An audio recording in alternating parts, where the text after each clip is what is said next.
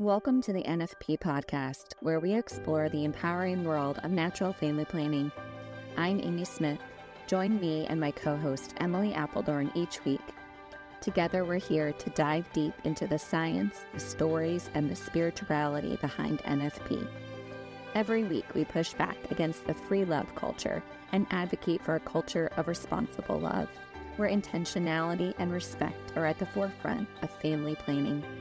Join us as we discuss everything from the practicalities of charting and fertility awareness to the profound impact NFP can have on relationships and communities.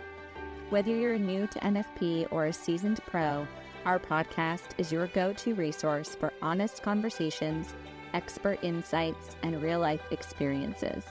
So grab a friend, settle in, and get ready to be inspired. This is the NFP Podcast. All right, guys, welcome back to the podcast. Hi, everyone. Happy Easter still.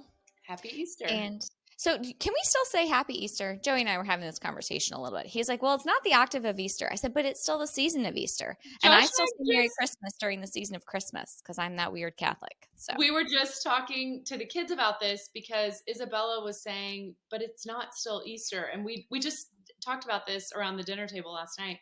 So, but it is still Easter. So I think you can. I mean, I'm going to still say it. Yeah. So we still have our knows Easter stuff. Yeah. And I think that's where it came up because we still have our stuff up. And anyway, yeah, we were just saying, I mean, it is still Easter season. Yeah. Still Easter season. Okay. I'm going to keep saying it until Easter season. Yeah, I would. Yeah. Okay. So today, Emily and I wanted to talk about something that we, have experienced as teachers of NFP working with couples and thought that it would be helpful because I think this is one of the practical applications of this that comes up.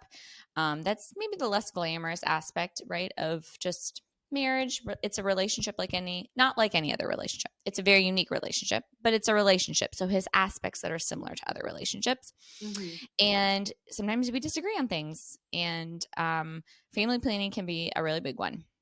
So today, our episode is when your spouse is done. So when maybe your spouse says, I don't want to have any more children, or I don't want to have any children. And so I guess I think this will be the shortest subtopic, Emily, is like, how do you prevent being not on the same page? Like, how do you prevent that? Would be like during the marriage prep time, during the, not even before that, during the dating time, like have before those engagement.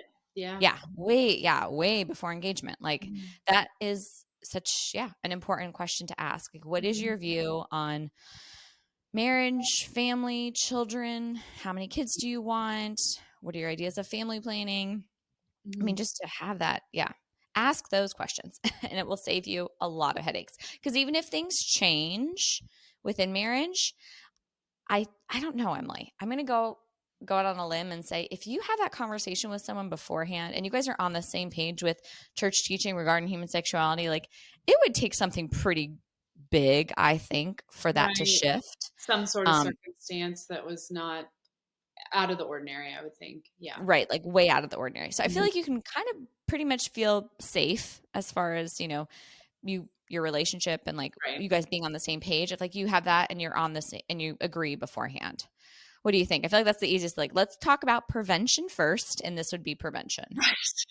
Right. No, I think that that's true. Yeah.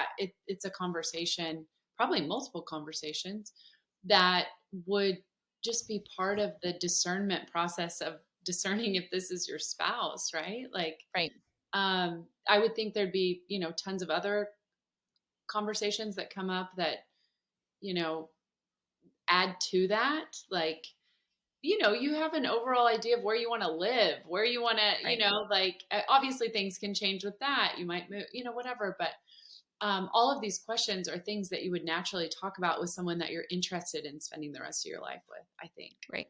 Yeah, exactly. Yeah. I would hope. I mean, but we know that that's not happening because, for all the reasons, like we encourage like dating with a purpose, it's dating is not, I've been in that season where it's like, oh, this is fun and he's cute and okay, but like, where's it going? What's the point of this? And, even if you're on the same page with, we don't want to have children, like just like have the conversation, whatever is the result of the conversation, you can make a decision, but don't be afraid to ask the question. Because sometimes I know it's also like, I really like this person, and what if I share this or ask this and it's not the answer and I have to walk away and this relationship isn't going to work out, and I really want to be married though. Like, so let me just stay and hope that I'll make it, work.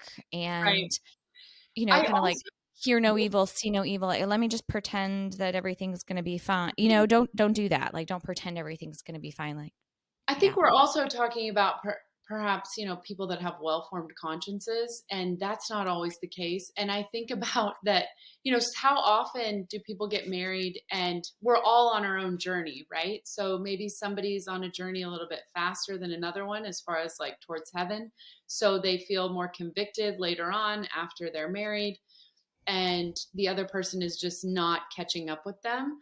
And so I think that would probably be an unexpected instance where you get married, you're both on the same page in regards to maybe contraception or, whatever, family planning. And, maybe you think you only want to have a couple kids, then you have a couple kids, you're like, oh my goodness, this is so great, I want to have more kids, and then your spouse is like, but we talked about this, or I was going to have a vasectomy, this is what the plan was, whatever. I can imagine that being really challenging, and they were on the same page before they got married. Now, I would hope that that was not two Catholic couples entering into marriage, because we can't enter into marriage with that mentality, to make it a sacred marriage. But you never know. There's marriages all the time outside the Catholic Church, obviously. And so you just never know what gets discussed beforehand. And both people, quote unquote, think this is the plan, and then things change in that way. That's hard, I think. Yeah. I agree.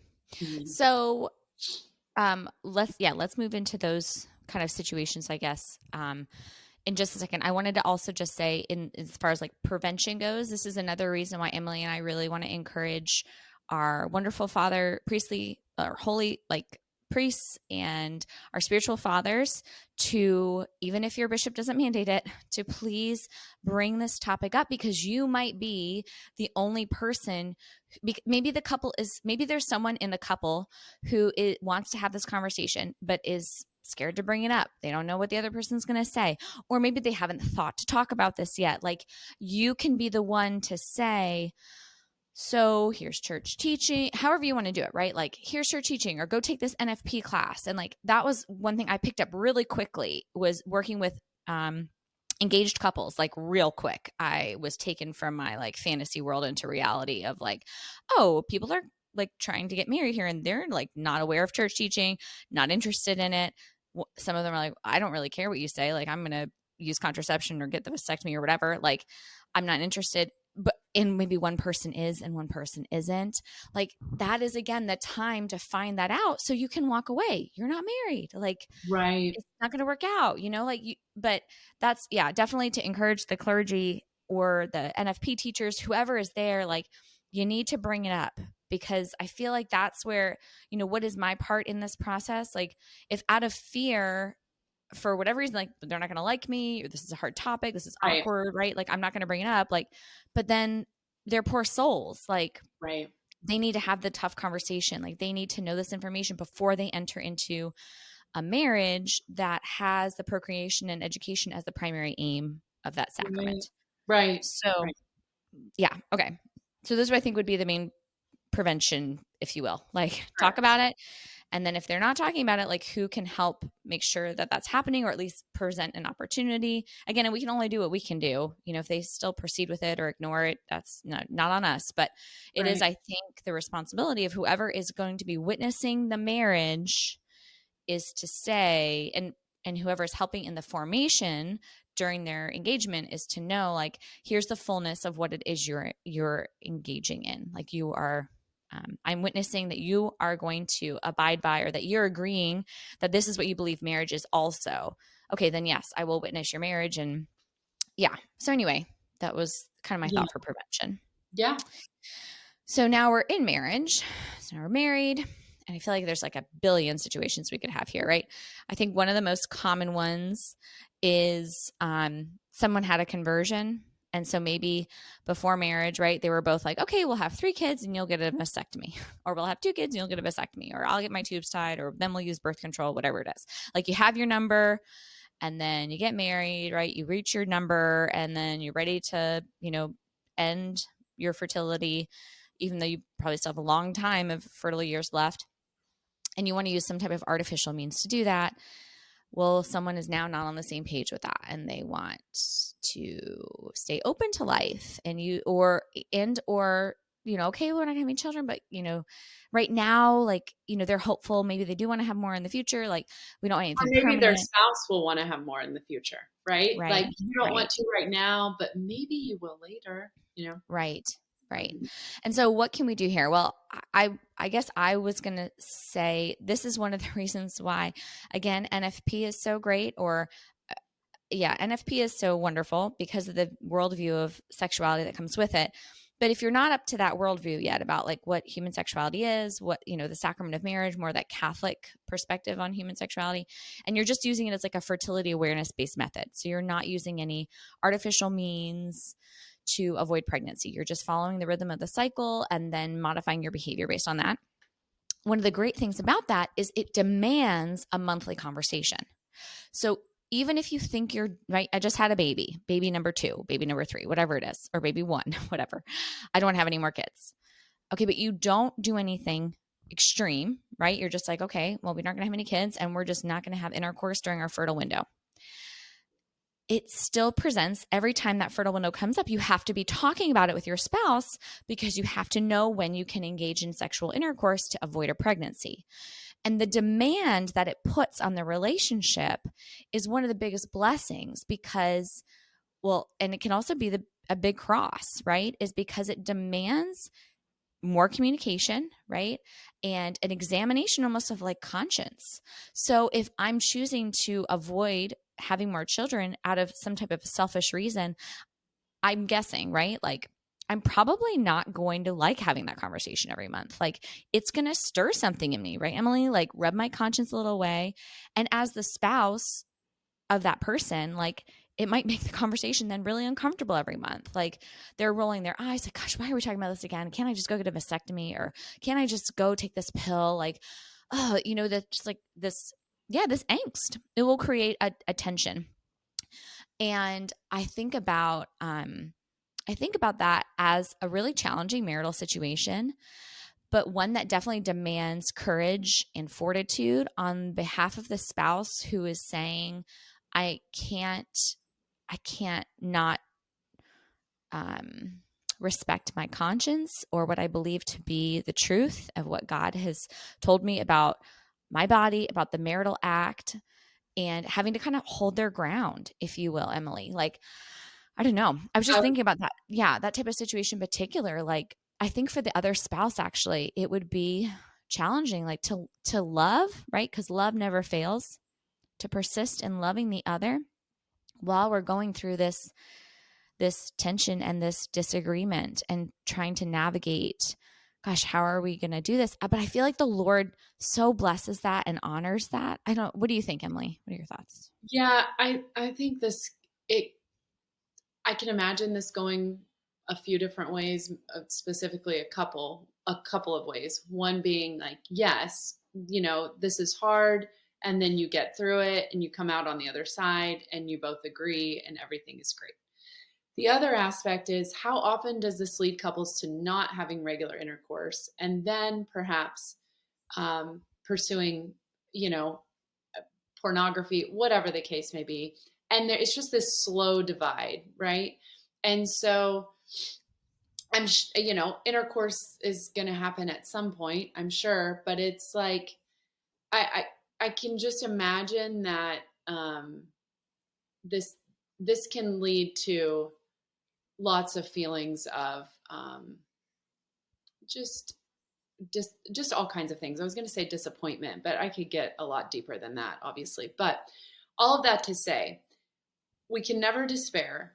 And this is your spouse, right? We need to be praying for our spouses daily and ourselves, obviously. But I just think about, this is something that, what are we called to do? I would say prayer and fasting. I'm always of the opinion that if you want something to happen fast, fast. I think that's why it's called fast. I really do. It's just novenas. The church gives us all these forms of hope, right? And the Lord loves discipline and obedience and love, doing things out of love for God, right? Not just out of despair. But there's so many things that we can do as a spouse to help our marriage, even when it feels like we're alone, I guess is what I'm trying to say. Oh, wow. That was beautiful. Yeah, I agree. I completely agree. I think I'm glad that you mentioned it, because I failed to mention it, but of course, prayer, like you have to, start there and pray, not for my will to be done, but for our hearts to be brought together. There was a friends that I remember we met this couple when Joey was in business school, and it was really interesting. It was my first time encountering this story, which I know it's not unique, but she wanted to have like 10 kids, and he did not. And he didn't want to have not any kids. He didn't want to use birth control, nothing like that. But he just didn't want to have 10 kids. He wanted to have less. But anyway, they ended up having 4 years apart each. Not because of anything they did. It was just how it happened. And she said that during that time of their relationship, when there was that strife of like, I want to have more children, I want that, and they were not seeing eye to eye, she just felt like she was praying for a long time for him to kind of come around to what, she wanted, because she thought she had the more holier desire to have this big family, Right. have all these kids. And so she said that she really felt like the Lord was prompting her to kind of like disciplining her in a way, and to say like, kind of like, who do you think you are? Like, how do you know you have the right plan and the right number, in Right. mind? Like, I think of that. Is it in the book of Job where God says, were you there when I formed the heavens and the earth? Like, I just feel like that line is so like, put me in my place. Yeah. Right. Like, do you know best? I often think about that. And how humbling, right? Like that spiritual pride. Well, clearly I'm the one that prays more than this guy, it's like this guy, and I have the right approach to, more kids is better. Like, I know that that's better. Like, just all of these things to be like, but you know what? Maybe just to take that humble stance of like, you know what, Lord, I think this is good. And it is, right? Wanting children, like those are good things, but maybe you have something different in mind, for our family and for my marriage. And so unity is a sign of the Holy Spirit, and we're just experiencing a lot of division and tension. And so let me just pray for God's will, like that. And that's what she ended up doing. She's like, let me just pray. Her prayer became, let our hearts be united in whatever God wants. And he wasn't praying that with her. She was just saying that that's kind of what she needed. And that's what she felt like that's what the Lord was asking her to do. And so she just had a wonderful conversion from her will to acceptance of God's will. And I feel like that's so beautiful and so pertinent to this idea of like, oh, well, I'm done having kids. It's like, well, unless I don't have fertility anymore, I really can't say that. I don't know. I don't think I want any more children. Okay, well then proceed with natural family planning, because we have to still respect the individuals, right? Who they are in the image and likeness of God. We have to respect the marital act, and that the marital act images the Trinity and the union of God. So we have to still operate within this reality. But if your goal is to avoid a pregnancy, well, then you practice self-control, you abstain from sexual intercourse during the fertile window, but you can still, and then as you move forward, like to see, oh, well, you know what? I thought I was done. And now 2 years later, gosh, have another baby. We could totally be open to that. And I don't know if anyone's listened to Debbie Gremlick's story. We had her on a while ago, but she talks about her husband coming home from a retreat after thinking that they were done having kids. And he came home and was like, I think we should have another baby. And she says, I'm not feeling that. So she prayed, all summer long, and And they tried, and they had their seventh beautiful daughter. And then after that, she shares, that before that they had kind of really discerned, each time. And but then from there on until after she, was no longer fertile, they were just really open, but the Lord never blessed them again with another child. So yeah, Isn't it never know. it's so beautiful how, in regards to this story about the couple that had children 4 years apart, look how the Lord used that experience to bring her closer to him, and kind of, pull the scales from her eyes, so to speak, and to see that, what, there's something I need to work on here, right? Like, we never know what the Lord is doing. And in something, the most intimate part of our marriage, obviously the devil wants to get in and twist everything, right? But it is the most intimate part of our marriage. And that's where so much grace comes from into our marriage. And the Lord, through all of that, there can just be so much growth, I think, for the soul within somebody called to the vocation of marriage, I think. I agree. Yeah. And even, speaking about, I feel like the majority of couples would be like, we disagree, but we still respect each other as human beings, and we're not going to be, horribly unkind. It's just like, oh, this is like a tension that we're having to live with. And like, we need to figure this out. Again, praying together if you can, if not at least individually, like praying for the other person and talking about it.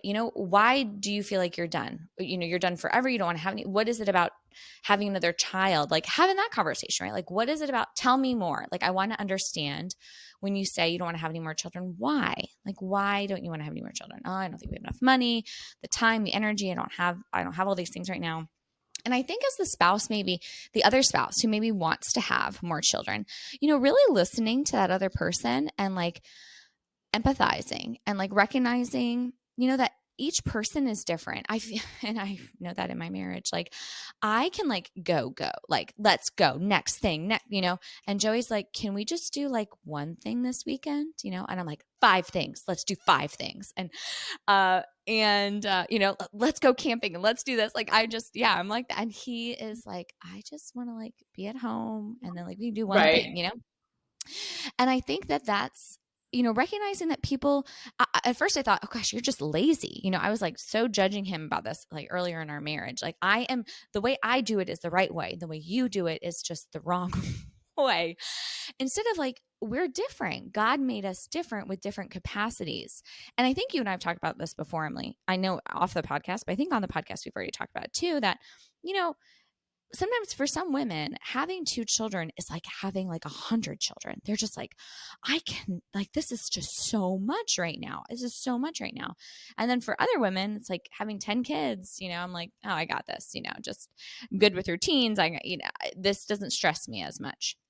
And that is true across the board. So I think having the empathy if the spouse is sharing, like, I'm maxed out here, and you are like, I'm not, like, I want to keep going here. Well, we got to find some middle ground there.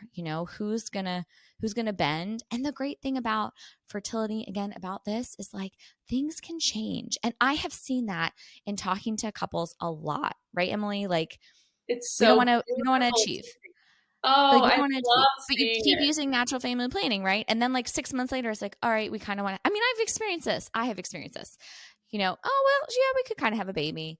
And then like 3 months go by and it's like, all right, I really like want to like try harder here, but I don't want to go like, do too much. And then like another month goes by. It's like, all right, I will throw the kitchen sink at this. Like, I want this now. Like, it can really change, I Your love perspective it. changes. Holy Spirit moves in your heart. So yeah, that's maybe I love something. when a couple feels very strongly about avoiding, and then they start trying to achieve, and it's not happening quickly. And it's never been like that for them. And that's why they kind of feel so staunchly about avoiding, because they think if they have intercourse on one fertile day, they're going to get pregnant.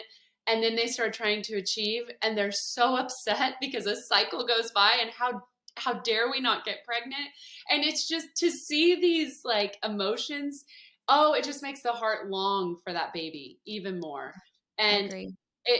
There's just so much beauty in all of it. I never want anyone to struggle to have babies, obviously, but Right. the Lord uses everything, right? Right. And it's just, it's really beautiful. And remembering that he ultimately decides. Absolutely. He's in control. So yeah. I was thinking about this, talking about this topic. I think most any of our listeners are aware of what the church does teach and what it doesn't teach. And I actually, before we got on here today, I was looking up a couple things because I thought one thing was stated in the catechism that I refer to all the time. But it's actually only stated in Humanae Vitae, which I didn't know that. I don't ever say it's stated in the catechism, but I always say that this is what the church teaches. And obviously through Humanae Vitae, this is what they teach.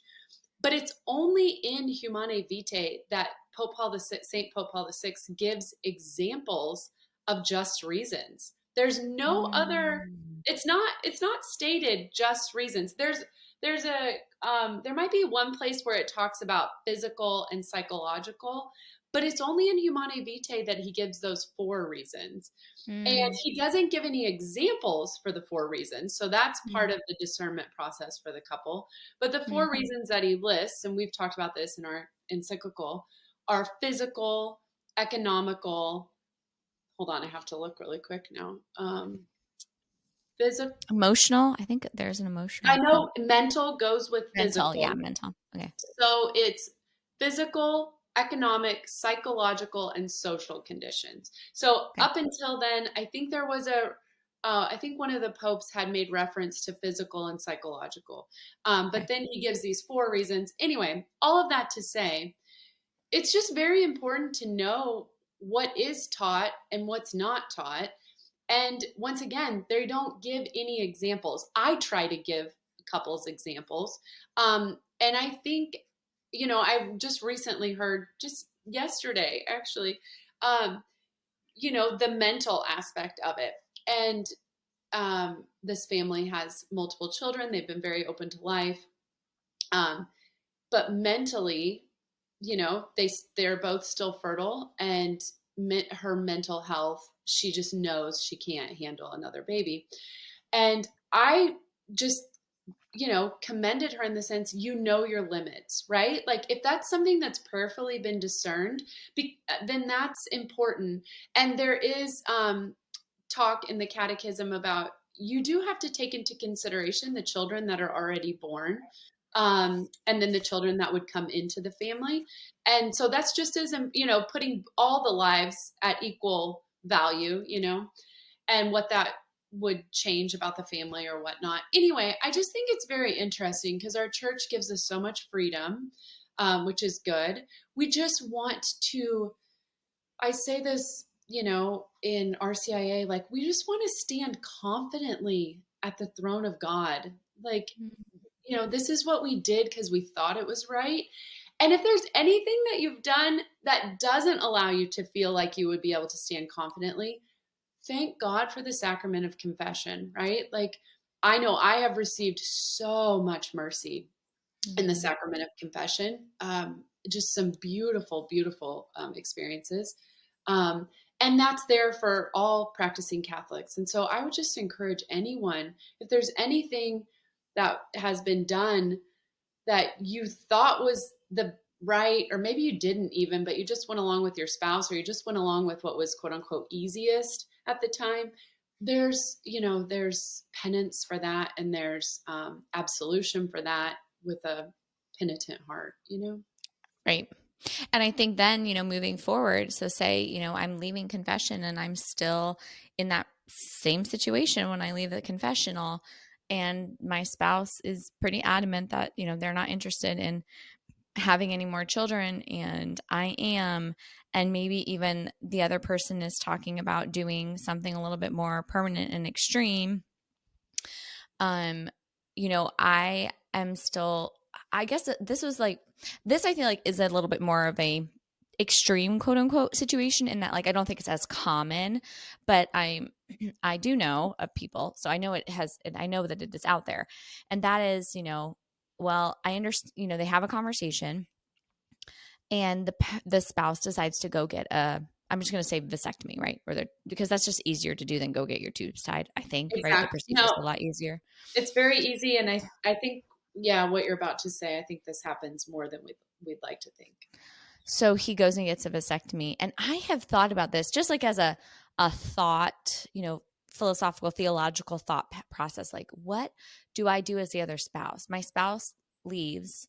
And what I have observed is I feel like the other spouse, so my husband leaves to get a vasectomy, and I can't stop him. He's like, I'm going to go do this. And he goes and does it. And, what do I do? Kind of like, what is the response? What I have seen is the spouse just says, well, I'm not, I spoke up. They didn't listen. They went and did this. And now this is just a sad reality of our marriage. But we continue to have intercourse and we just kind of go about.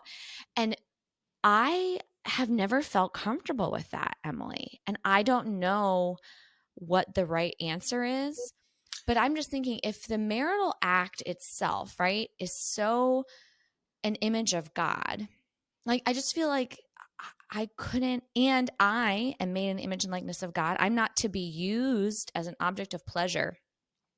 Well, you have just cut off your life, like you free, total, faithful, fruitful. Like it's not total anymore. You're using me for pleasure. We have cut off the life-giving power.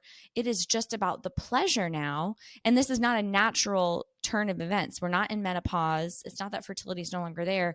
You have chosen to do that. To me, that speaks so much of a selfish, self-gratification, hedonistic act. I would never want to engage in intercourse with that person, Emily. Yeah. And I don't, oh, sorry. I just have one more part because I really want to hear what you think about this because I don't know. But I feel like, is that responsible of me on the part of being that person's spouse to engage in acts of intercourse and to say like, I'm sorry, but I cannot have sex with you anymore. Like this is, we are still in our fertile years and I'm not going to allow you to use me. I mean, that's kind of how it feels. It's like almost out of a term of self-respect. And then I feel recoiled at the idea that a priest would counsel the female in this situation and say, well, you did everything you could. And now it would hurt your marriage even more if you didn't engage in intercourse. To me, that's like saying this spouse is hitting me and you're telling me it's going to hurt my marriage even more if I don't let him hit me and I stay. I don't mean that to sound so extreme, but that's literally what I think about this, Emily. I'm like, Right. You went and did that. One that was just like so disrespectful. And again, all the things I said, but really like myself, like how do I take care of myself and not, let myself be used? I think What do you're you talking think? about take care of your soul too, right? Right. Like take care of Right. yourself, take care of your soul. Well, okay, so we have to think about it from both perspectives, right? If the man, I would think to have any kind of procedure for a man, it's not just I would hope that they didn't just decide, on the spot kind of thing. So for whatever reason, they're feeling strongly that this is the only way that they can handle their fertility. So once again, but I think that's a distorted view of what they're capable of, number one. So you're going into this with like the devil has already twisted the whole fertility idea, right? And we can blame a number of things, but society is this is just what you do, that's when you're done, right? So for the woman's perspective, so I think I've mentioned this before, but my educator, when I was getting trained on how to teach the Creighton model, she gave me an example because I was working with a couple during the beginning part where while you're in the education phase, you're teaching different couples to understand how to teach. And these can be couples that maybe don't need, quote unquote, natural family planning because of a vasectomy, so to speak. And so anyway, I was working with a couple that she was willing to learn more because she wanted to know more about her body, but her husband had had a vasectomy, and this is a Catholic couple. And my teacher told me, Emily, it's possible that the couple can still out of obedience and discipline, the man has had the vasectomy, but if they really have an intention to avoid pregnancy, then they can abstain during the fertile window as an act of, we know that we can't get pregnant, but this is how we're going to live this out. Maybe, the woman does not feel comfortable with it. Or maybe they both end up not feeling comfortable with it. In instances like that, though, I've seen where the man has gone to get a reversal, for example. So I think if both were on the same page, they would both, he would probably pursue that. Otherwise, I think you have this separation, obviously, between the male and the female. And it's going to come down to a ton of heavy lifting for the female, in my opinion. Number one, we're called to forgive, right? Like, I remember going into marriage and our sponsor couple saying, like, you cannot get married having this one thing in the back of your mind that's like, if he does this, I'm out. Like, you can't do that. And so you have to have this idea that, okay, what is worst case scenario? Like, am I willing to forgive that too? Yeah, for sure.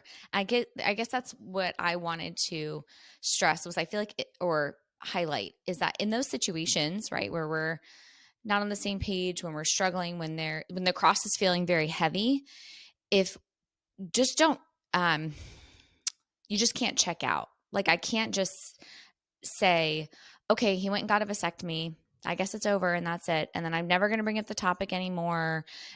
Or he's pulling out and I'm just, this is just the way it is. I'm just never going to bring it up. That's no, like, it has to be brought up. Like, it has to be talked about. My spouse gets uncomfortable when we talk about it. Like, I don't know. I just don't feel like, I feel like it's not, God has the opportunity to work through you as the person's spouse, and you're doing a disservice by not bringing up in a gentle way. It doesn't have to be to like make an argument, but to just say, hey, we haven't chatted about this yet this month, and I just wanted to, talk again. And, what are we thinking, kids wise and sexuality, how's our intimacy, like having those conversations on the regular. Again, I would focus more on the prevention part before we even get married. But if we're married, we're in the situation, like still making an effort to bring up the topic. And if it doesn't go well, don't let that be the last time you try, I guess is all I'm saying is like, keep trying and seeking counsel from friends, from clergy. Don't be gossiping about the spouse and, painting them in a negative light, but just, be praying, be fasting, be sacrificing, like Emily said. And we didn't talk too much about, and I know we have to get off, but maybe it's something we can bring up later. But like, the flip side, I have talked to men whose wives are like, oh, I'm so done. Like, I don't want to have any more children. And they kind of feel helpless. Like they recognize like, I'm not the one that carries the baby, like almost feeling like I don't get to have a voice in this. And I would say that's so not true. In fact, that is a huge responsibility I'm aware of in my marriage is that, my husband only becomes a dad by way of me. Like I have a big part to play in that, and obviously the same is true as like I only become a mother by way of me too. But like, wow, like I hold a lot of responsibility in denying or permitting this other person to fulfill their vocation, like by letting them to become a father, allowing them to become a father. That's just huge. That's a big responsibility. Talking about standing before the throne of grace one day and having to account for that. Like, wow, because of whatever, I have denied this other person their opportunity to fulfill their vocation. Like, whew, that's a lot. All right, guys, that's all we have for this week. So Emily and I will see you next week. Be sure to check the show notes. We did list just some resources and I guess more like citations or sources that we used just to kind of frame our own thinking about what we talked about today. All right. Bye, Emily. That wraps up another episode of the NFP Podcast. Thank you so much for joining us today. We hope you found our discussion enlightening and empowering. Don't forget to subscribe so you never miss an episode. We'd love to hear from you. Please connect with us by sending us an email with your questions and stories to thenfpshow heartfelt@gmail.com. We'll be back next week with more insights, tips, and heartfelt conversations about natural family planning. Until then, love responsibly.